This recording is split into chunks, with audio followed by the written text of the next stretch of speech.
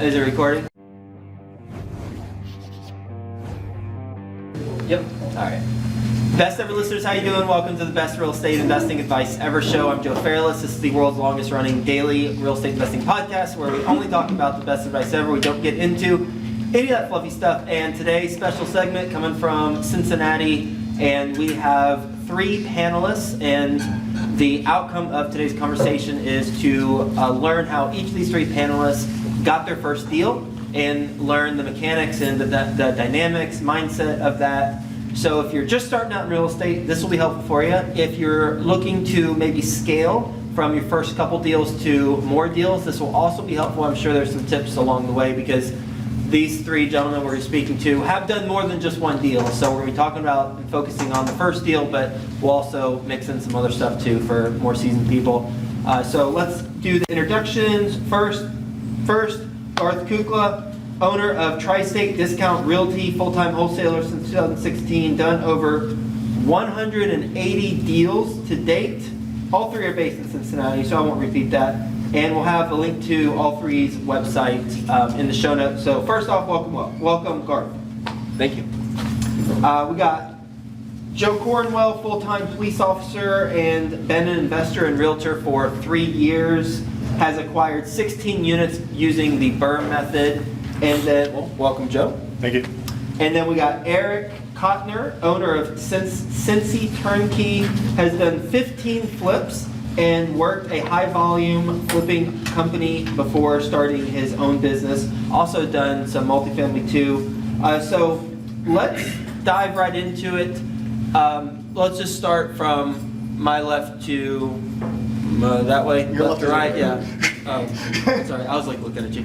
Eric, what was your first deal? My first deal actually was a fix and flip property in Fairfield. I bought it from a local wholesale company at that time. They're actually still around. Along those lines, I pretty much paid for it with my own cash. For that one, I actually refinanced apartment units I had at that point in time to be able to get into fix and flipping. And I pretty much got my general contractor. I used my handyman for some of the stuff, starting out with a flip. And then I actually got a referral from my broker at the time, from Comey and Shepherd, who then referred me to his GC that he used.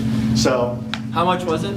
I think I paid $55,000 for it. 55, Yep. And where'd you get the money from? I refinanced a couple of my 8-unit complexes to get the money for starting out.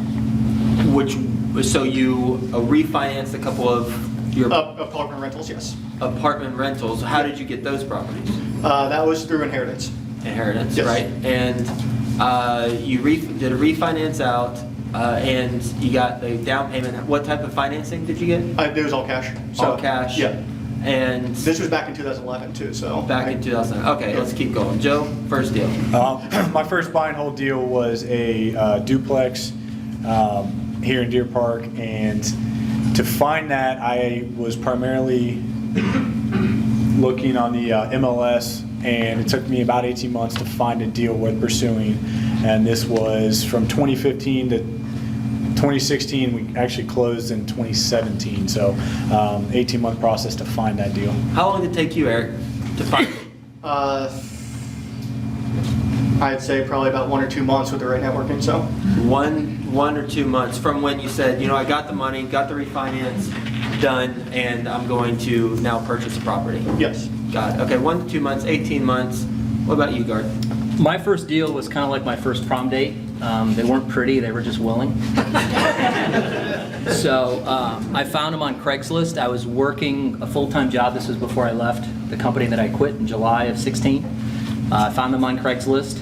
I was kind of proud because I was a salesperson my whole life since '97. And it was my first seller's meeting, and I left with a contract, which actually I brought here. It was just a simple one-page contract. And as far as the time frame of me finding it, it was on Craigslist. I probably looked for about a month, and it just felt like a deal. Like, full disclosure, I didn't know what I was doing. When I first started selling it, one of my first buyers said, "Where are the pictures?" And I said, "What pictures?" Like, I didn't even know to take pictures of the house when you wholesale. But that, obviously that process, it's a lot of learning on the front end, but it was a 1-bedroom, 1-bath house that needed everything in Bellevue, Kentucky. So You started out with the intention of wholesaling. Yes. And why was that when you had a full-time job? I was lucky enough, and Joe and I, we've talked about this at poker, I was lucky enough to hate my job. And I was looking for an out. And through Bigger Pockets, I found all these different avenues. And wholesaling appealed to both what I think I'm good at as well as what I enjoy. Versus, I was looking at being a landlord, I was looking at being a flipper, I was looking at being a wholesaler, and I picked that lane, and 3 years later, I'm glad I did. Okay. Biggest challenge on your first deal, Joe? My biggest challenge was, It took 18 months.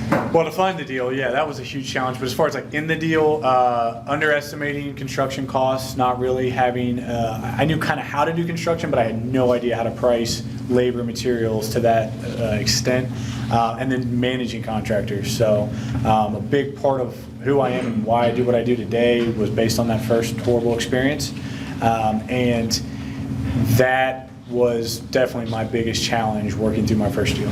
And what do you know now that you didn't know then, specifically with contractors? I know that's a loaded question, but what are some highlights? Well, basically as a result, I now have my own construction company because of the necessity that I needed it. So I learned what labor costs for pretty much every task. I learned what, subbing certain crews in costs, how long stuff should take, what materials cost. So pretty much I could go in a room now at this point and tell you, within a few dollars what it's going to cost to make things look right and do things the right way. And for someone who doesn't have their own construction company but is starting out on their first deal, what are some things that you can share with them as it relates to construction costs and renovations that would be helpful? So if you have no idea what you're dealing with when it comes to construction, I would get multiple bids, hopefully from a referral. Right now is probably the busiest in any history that I know of with construction, so it's very hard to find good contractors that are available, because if they're good, they're usually booked out for 6 to 9 months or more. But as far as materials, I think that's more just effort.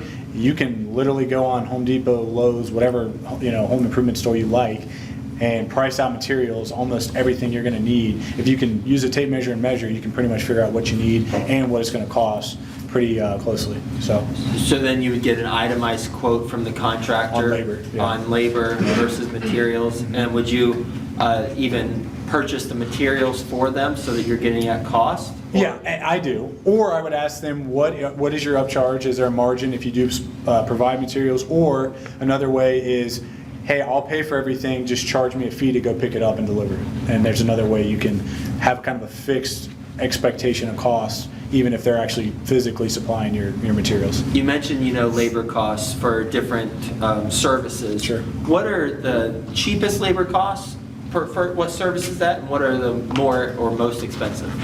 I think as far as the cheapest for what you get would be drywall, paint.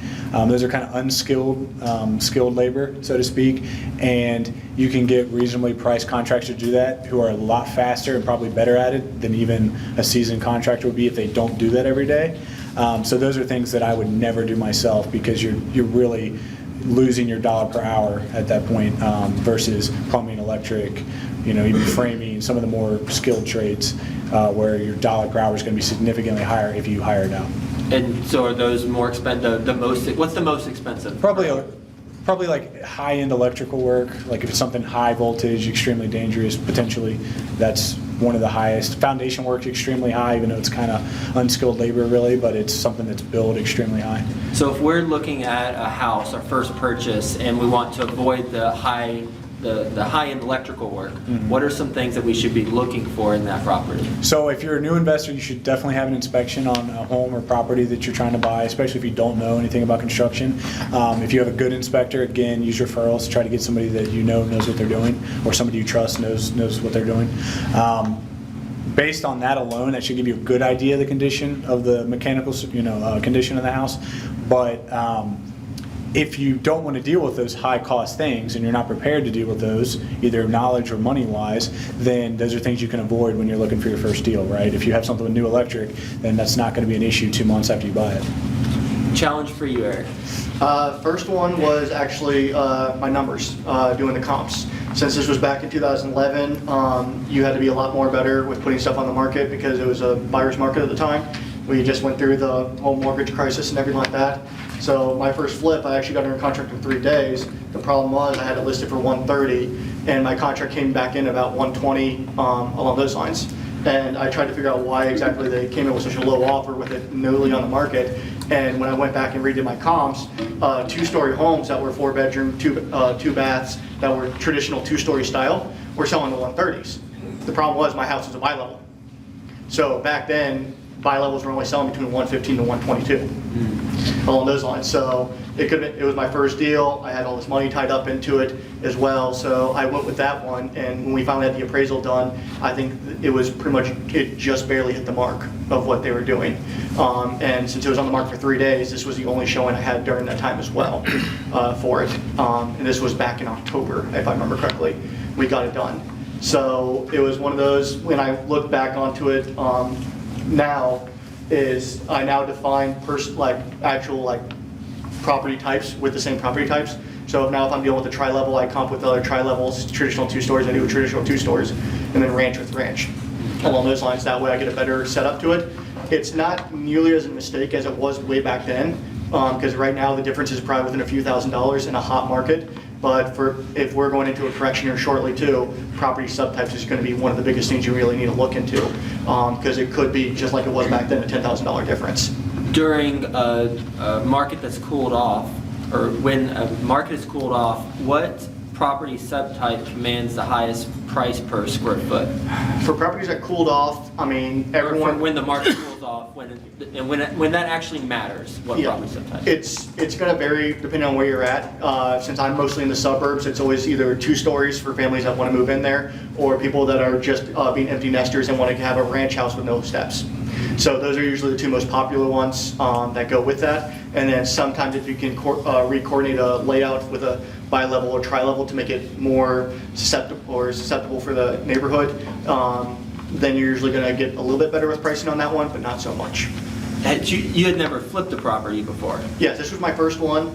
And essentially, I kind of made the mistake too, is I told the wholesaler my numbers, because this was one that they didn't even advertise out yet to their people. So essentially I said, oh yeah, this only looks like $30,000. They said they were going to promise a GC to scope the work and stuff like that, but pretty much they used the same price point and the same numbers and the same ARV I told them when they marketed it out, even though I locked it up, the day after. So that was my mistake though on there, but I still made $10,000 off of it. But when you first get in there hoping, like everyone's saying, make the $20,000 to $30,000 to $40,000 on your first flip, didn't happen for me. So. And why did you choose to flip versus buy and hold? I thought I knew everything. Like I said, I had a couple of rentals along those lines, and comes rentals, comes cash flow, but you really don't have good chunks of money. So if a big expense cut happens with your apartment unit, I need something where I can get $20,000 to $30,000 to be able to go and fix it up or create reserves to then buy more rental properties. So I had rentals at the time. I really had no way to get chunks of cash. So I got into fix and flipping. And why not wholesale? I didn't know about it at the time. Simply put, I knew that there was wholesaling companies out there that had it. I didn't realize it was the entry point when it came to real estate investing, because I got thrown rental properties. So when I started with real estate, I started with rental properties. I didn't know about wholesaling. I didn't know about all the different things I do now. So Eric's, your first one was a flip. Joe, yours was a buy and hold, and Garth, yours was a wholesale. What was the challenge that you came across with your first wholesale? I would say selling it.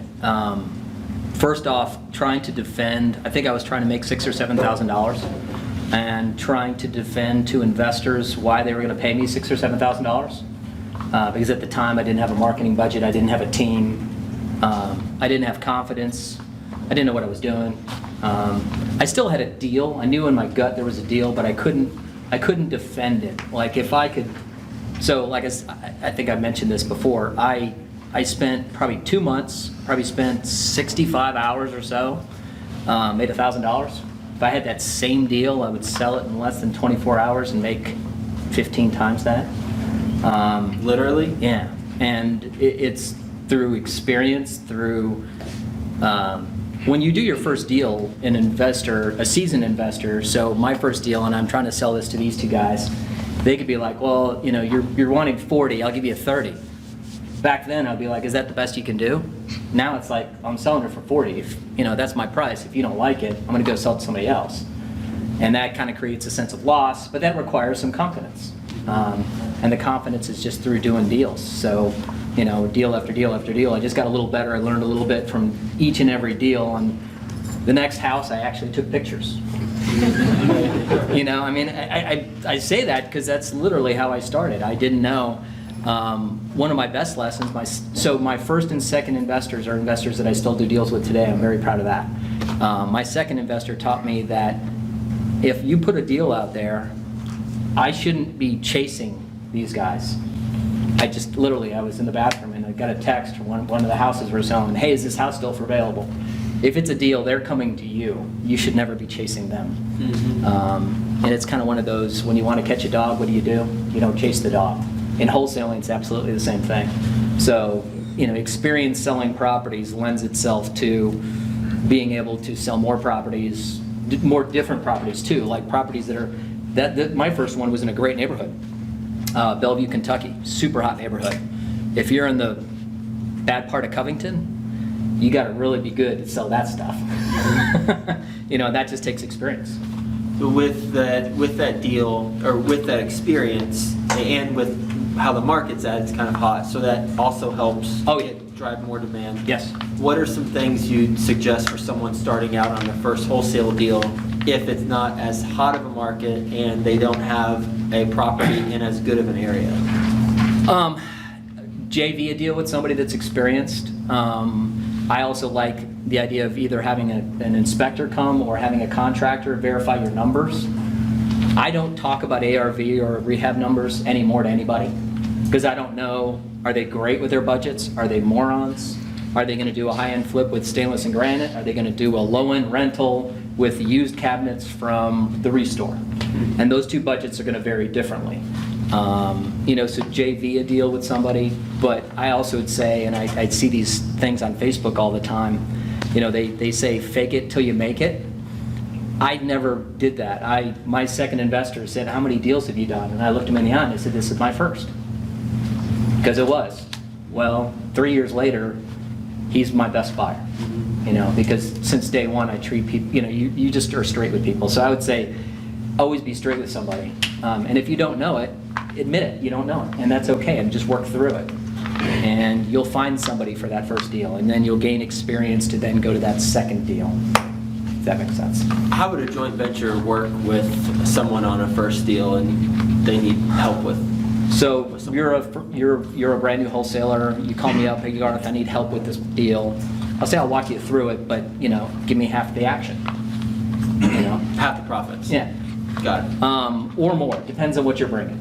If it's a great deal and I can make money, if I'm doing more of the work, maybe I'll take a little more. And then I'll share a little bit of what I'm doing. Obviously, I can't share everything I do. What parts of it, you don't have to share it here, but what parts wouldn't you share that you'd hold back where it's more of a competitive advantage? I wouldn't say it would any one part, but I would say that through my 3 years of doing this, there's probably like 25 nuggets that I do all the time to make me successful, and I might only talk about 3 or 4 of them, and not all of them. Got it. What's a couple? Network, so like crazy. Come to these meetups even when you're tired. Come to these meetups even when you're sick. The only time I don't go to these meetups is when I'm physically out of town or my family needs me, and it's really important. But other than that, like last one I came here, I just came in from a trip, and I came from the airport to here because I was committed to it. And when you do that, you gain credibility. People see you as a serious investor. They start coming to you, and also right now, half my deals come from people bringing them to me because I network. And one more tip, and then we'll move on. I got a question for Joe. Consistent marketing. If your budget, figure out what your budget is. So if you're just starting out, so my first month I sent out 1,000 postcards, it was $500. Divide whatever your budget is by 6 and do it every month. Because if you don't, I know some wholesalers that send out postcards. In fact, I had one that's a good friend of mine that sent out 1 month, he didn't get any deals, and then he stopped the next month. It's not a wholesaler now. Right. You have to be consistent every month. You're not always going to get deals every month, so be consistent. So whatever your budget is, divide it by 6, and every month do that. 18 months to find your first buy and hold deal. Knowing what you know now, what would you do differently if you were in your own shoes back then? Well, part of the 18 months and what took so long was a few things. I had a very, very small market size. So again, you mentioned we're in Cincinnati. We're specifically in Deer Park, which is almost exactly a square mile. And that was the only neighborhood I was looking at. So obviously 1 square mile has extremely, I think we have like 5,300 residents and maybe, 1,500 houses, 2,000 houses, properties total. So that's extremely small sample size to try to find a deal in. So that was part of it. But another issue I had was I worked with a lot of real estate agents that didn't know anything about investing. So for example, I tried to use the same lady that had sold me my personal residence prior to that. And she's like, yeah, that's no problem. We can go take a look at it next week, when a deal would hit the market. And she didn't understand that, anything that's a deal, right, in multifamily isn't going to be there next week, even back in 2015, 2016. So you have to work with an agent that knows how to work with investors and is skilled in working with multifamily or investors in general, even single family. I took it a little bit step further. I worked with so many bad agents back to back to back that I actually went and got my license, so I could buy my own properties. And at the time, that was my only intention, was I want to be able to buy and sell my own properties as needed without having to wait a week to get an agent to call me back. So you don't necessarily have to do that, but if you're serious about it and you want to make it a full-time thing someday, I think it helps to have your license, if you're buying locally, of course. If you're not, it doesn't matter. But that's another thing I did just to make sure I had control. Would you stick to that footprint if you had to go back? No. No. I would have. Obviously, confidence builds a lot of things, but an experience. But so I guess yes, because what I mean by that is because I didn't have the confidence to look bigger than 1 square mile. I wanted it to be where I was every day, and I had full control. I'm kind of control freak. I think I repeated that a few times, control. But so no, I guess I wouldn't, because I would have never felt the way I do now and have the confidence, experience I do now without having done it that way. Mm-hmm. So no, I wouldn't have changed it. And what questions would you ask if you were not a real estate agent? What questions would you ask an agent that you're looking to partner with to find you investment property? So I would ask them what their business is comprised of, meaning who do you work with? What does your typical sale look like? If somebody's selling, $500, $1 million houses every day, probably not going to be a very active, aggressive agent working with, $50, $100, $150,000 investment properties, which is what I started looking at. So you kind of got to find out what their niche is. There are a lot of either new agents or just high volume agents that will sell $50,000, $100,000 properties all day long. Now, I'm sure they have a very specific system for how they do that to save time, because obviously, as we all know as investors, 90+% of the deals we look at are no good, right? So they're not going to go show you 1,000 houses to make one offer. It's just not going to happen. And if you have an agent willing to do that, then you need to find another agent. So those are the questions I would ask to get started. What are some reasonable expectations that you should have for an agent that you're working with, in terms of the amount of deals they send you, and actually type of communication they have with you, that sort of thing? So obviously, being an agent now, I will say from my perspective as an agent and as a client, potential client, that I think the agent's responsibility is to present you with deals, meaning showing you what's actively on the market. That is, they have control of that. So that's typically through email, through the MLS publications. They're going to send you those automatically. It's not like they're going out every day and typing this address and send it to you. All of that can be systematized pretty much everywhere in the country, from what I understand. So their job is to get your eyes on potential deals, and then to get you access to those deals as quickly as possible, or to get an offer on that deal as quickly as possible. Those are really their 3 primary responsibilities. Everything in between all those steps is the investor's responsibility. Because just as an agent, just because I know as an agent what a good deal is and what it should look like, you still shouldn't be relying on me to evaluate that for you, even if I know. And I can promise you 90+% of agents don't know. So if you're working with an agent that doesn't know, you certainly shouldn't be relying on them to analyze deals for you. And I've had clients ask me to do that. And I will certainly answer questions and give my opinion and feedback on specific questions, about neighborhood and repairs and some of those things. But I'm never going to tell somebody, is this a good deal or not for them, because I have no idea. Anything that we haven't talked about, Eric, that you think is relevant on your first deal? Well, to kind of add to him, is each agent's going to be different as well. for I most likely am in Butler County and Warren County. I know that like the back of my hand. You get me into Hamilton County, I'll hiss at pretty much every city except for maybe 2 or 3 of them, because I just don't want to work in those areas. I'm also, one of the things is too about, I'm learning even right now, is cash flow management when it comes to on the fix and flip side. I have it now to a point where before, yeah, I had all $100,000 of my own money into a house along those lines. I realize now that the way I can have it structured right now, leveraging private lenders and hard money lenders, I can average about having every flip have about $10,000 to $15,000 of my own money into it on that way, which is why last year I was able to do 4, technically 5 flips on there, and this year I already have 5 houses under contract, ready to start flipping them. And the way I have it set up right now with my general contractor and I is we can probably buy about 1 or 2 more before I start worrying about, getting over leveraged at this point. So when it goes to flipping along those lines, cash flow management is going to be very key. Make sure you can structure, what your holding costs are going to be. Make sure you know how much you're going to be paying up front. Making sure how much is going to be deducted on the back end as well, and then making sure you have reserves on there to make sure that if you go over, you either have the accessibility to borrow it, or you have it somewhere in a slush fund for that one. So before you had a lot of your own cash in a deal, whereas now, or in the future, Yeah. you're going to have less of your cash because you have different sources of income or different sources of equity to bring in those deals. Exactly. What are the specific sources of equity? Essentially private money lenders, and then I also, through networking at the local RIA, I met up with a hard money lender as well. What's the difference between a private money lender and a hard money lender? Private money lender is generally somebody who has is either high net worth or has a high income type job that says, I have $100,000, I want to invest in real estate. Now, normally you would want to have a previous connect relationship with them to talk more about it, let them know what you're doing, what your plans are for real estate on that side, and say, hey, I picked up this property on there, and just kind of talk the numbers over with them. And if they're interested, you set them up. I do a little bit more professionally now as opposed to the way I did in the past. So if somebody's interested in it, I actually set up a meeting with my attorney who drafts up my note and mortgage along those lines. That way, if any legal questions come up, they can ask them directly to them.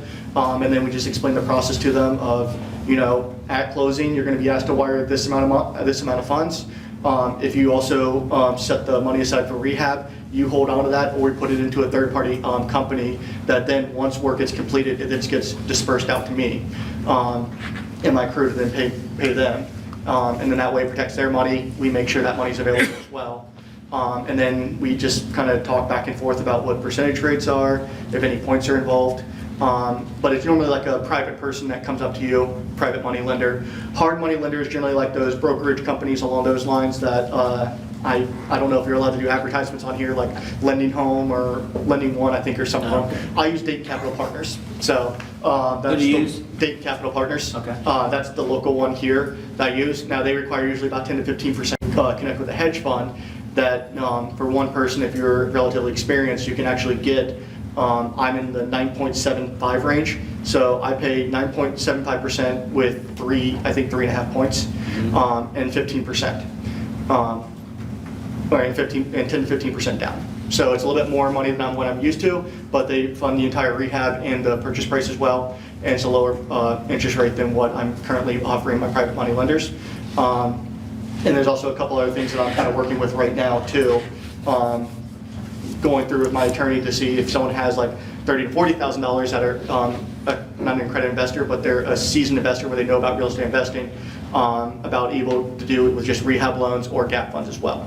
But I'm still working out those kinks as well. So you said the hard money lender terms 9.75, 3 points, Yep. 9.75% interest rate, Yes. 3 points at closing, Yes. and approximately 15% down. 10 to 15%. 10 to 15% down. What are the terms usually with a private investor? 1 year term, monthly payments on that portion of well. Is there any other specifics on it? Interest rate? 9.75. Oh, it's the same one? Yeah. For private? Oh, no, for private, we have it actually ranged. It depends on if the private money lender is interested in cash flow or if they're interested in equity buildup. So for private money lenders that want the cash flow, that want the monthly payments, we pay 11% 1 point up front. For the ones who actually want the equity buildup, we actually pay 14%. And we also make sure that it's still like a 9 to 12 month term. We make them realize that if they're doing the 14%, they're not getting monthly payments. It's an equity buildup as we hold on to the property. Cool. So, Any last thing that we should talk about that we haven't talked about before we open up to questions? Yeah, I would say if you're starting out and you haven't done a deal yet, don't get business cards. Don't get a website. Do everything legally. I spent $2,000 checking with the law, making sure my contract was. But the wholesalers that I've worked with, literally I can count on a hand how many that would have a website, have business cards. They were the CEO. How could he be a CEO of a one-man person, a one-man company? I don't understand that. They had the logo shirts, they had all this other stuff. Play it forward 3 years, they're not wholesalers anymore. So, I worked on probably 9 deals before I got my first website. So do some deals, be legal about it, be good about it. Always do the right thing. My sales mentor taught me when in doubt, do the right thing.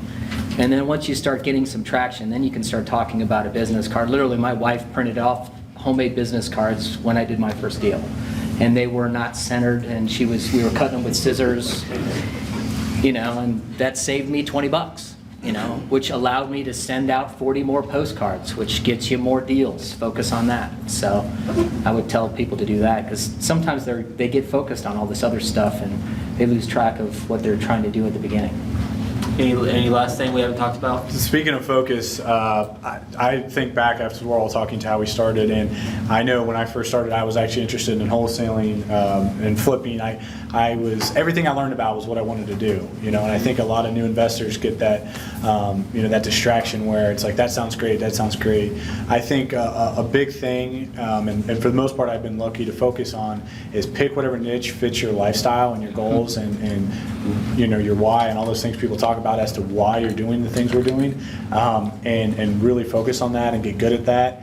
And there's always opportunities in the future to expand your business. Obviously, I mentioned I'm doing a couple other things now, but had I tried to do everything a little bit, I probably would have done nothing. So I'm glad I stuck with the buy and hold, and seems like I know these guys pretty well, and they've done the same thing. So cool.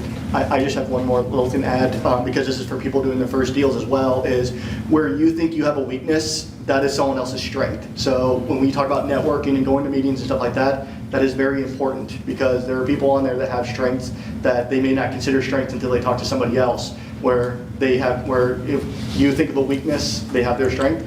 I'm very strong with numbers. Do not trust me to go out and hang drywall. So. Well, thank you, each of you. Appreciate it, and we'll go ahead and open up to any questions that people have. When you mentioned someone who sent out mailers and was a good friend of yours and isn't a wholesaler anymore, are you referencing me? Yes.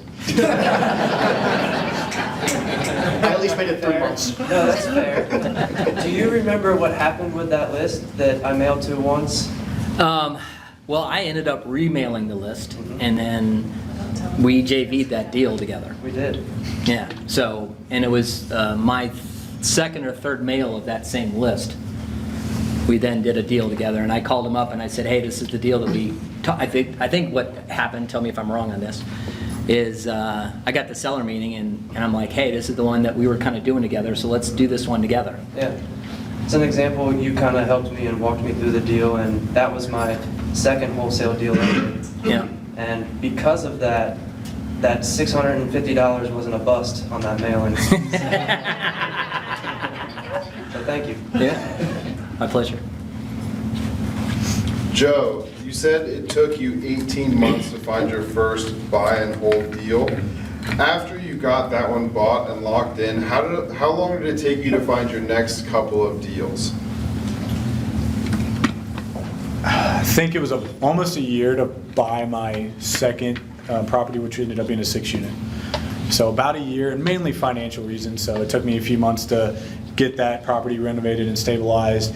And at the time, I was just working my W-2 job, as Joe mentioned, I'm a police officer, and saving, like $500 or $1,000 a month.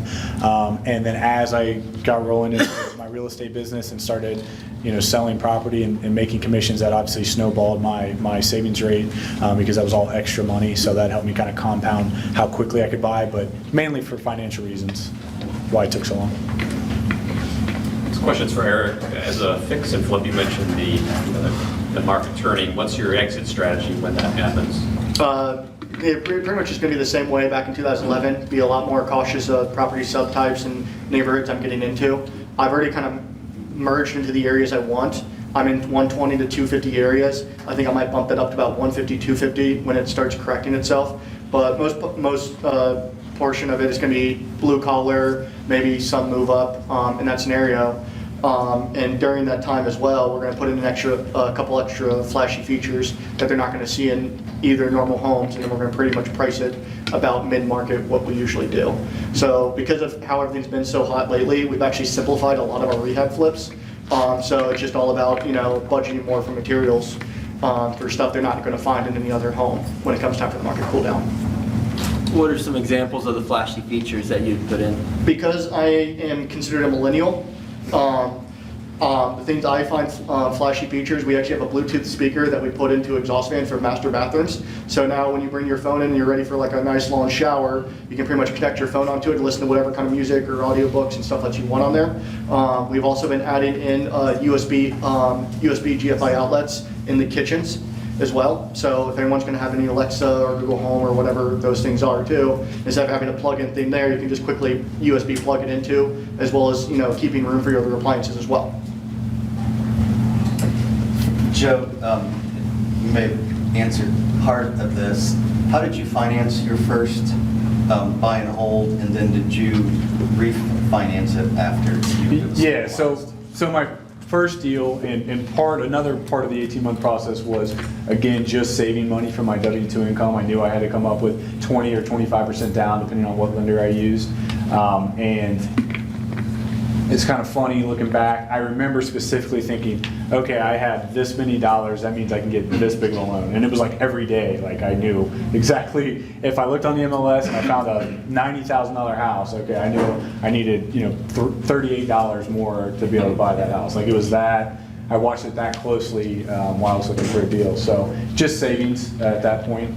And then yes, I ended up renovating it. I actually had to borrow private money to do the construction because, as I mentioned, I did not budget the construction properly and had a lot of contractor issues that ran up the cost also. So I had to take more money than I even had saved, and ultimately I was able to refinance it and pull most of my personal money out. It was a Burr type of deal, and then also my construction money.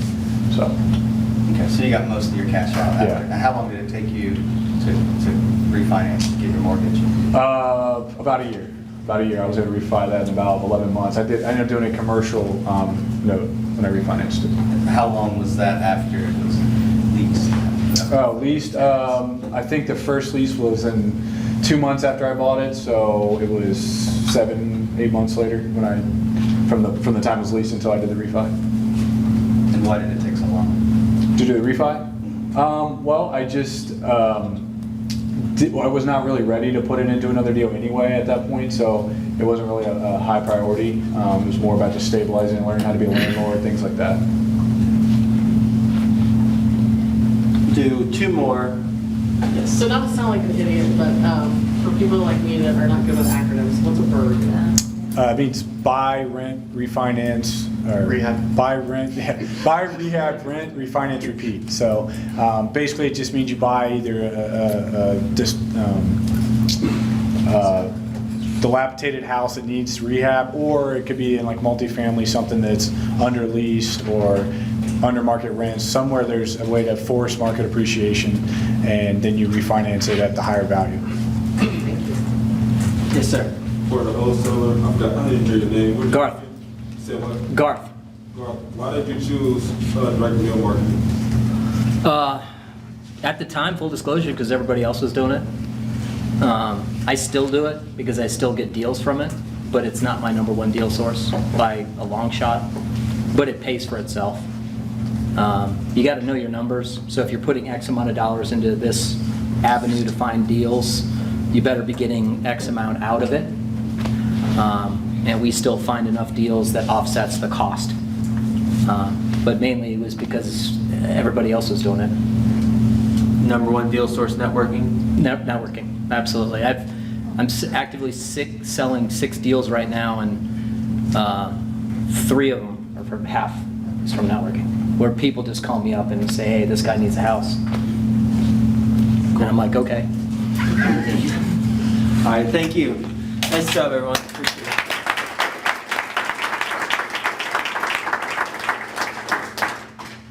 it. Sweet. Well, hey.